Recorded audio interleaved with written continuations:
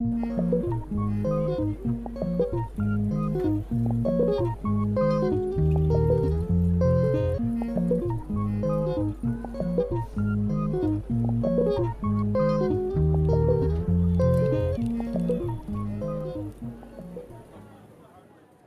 well, welcome Literary Globe members, community members, to the Rijksmuseum here in Amsterdam. And we are reporting today with Antjie Krog. And this is one of my literary heroes. And Antjie is a poetry as well as a prose writer. And you've come all the way from South Africa, Cape Town, to attend the Rijksmuseum. And there's a symposium between the Rijksmuseum or the Netherlands and South Africa. Antjie, tell us a bit about this.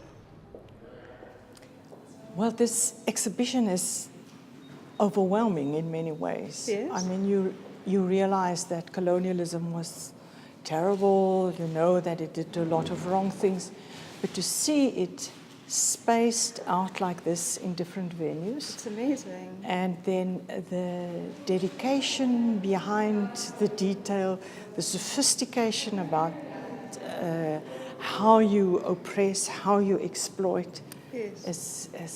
is really telling a terrible story. I know that there's criticism that there's not a black voice present At the exhibition? at the exhibition itself, which is true. At the same time, I think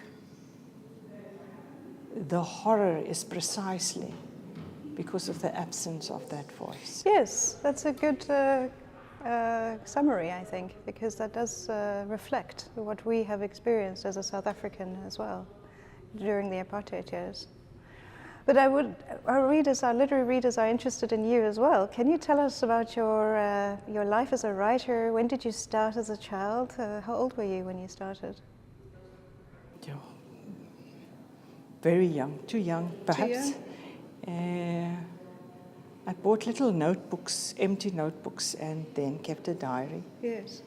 Since I could write, I had a diary. And at one stage, my grandmother died, and I wrote about the funeral.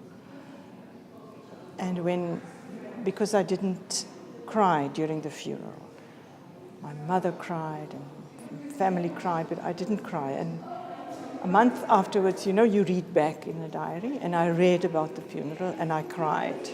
And then I realized perhaps something of the power of writing, that it can preserve and it can move you. Yes.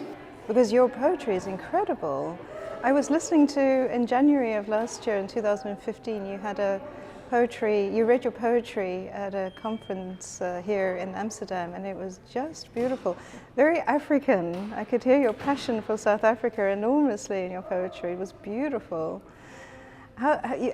It's quite a calling. I assume that you've always wanted to be a poet ever since. There's been no other option for you. There's no career change. There is no, this is your first. Yeah, they say, poets are born. So I would like actually to do something perhaps more lucrative, because a poet, few poets can live from what they are writing. But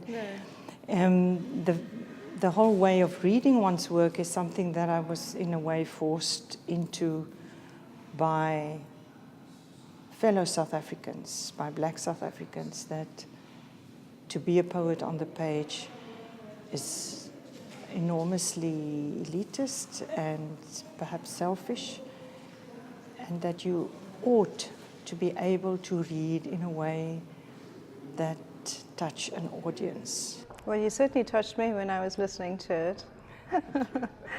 So I have a last question for our community. Do you have any advice for aspiring poets? Is there the one thing that joining a critique group, or is there anything that you can actually advise our budding writers that you would recommend? Well, read. But there's a good reason for that. Yes. It's to forge your voice from the other voices. Because you can have something very important to say, but you are saying it in the way that has been done, or poets have used that way of expression a decade or two ago. Right. And then you also read to determine your own tiny gap, because you must be able to determine. There's lots of love poetry in the world, but this kind, or the way in which I do it, is quite different. But here is that gap. If you don't read, you are not aware of that gap. Yes. And that's why it's so difficult to write in English, Because it's such a vast. It is vast. Yeah. It's a vast. Yeah. I agree, absolutely.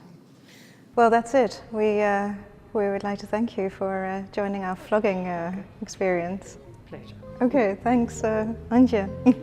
Thank you. All right, that's us.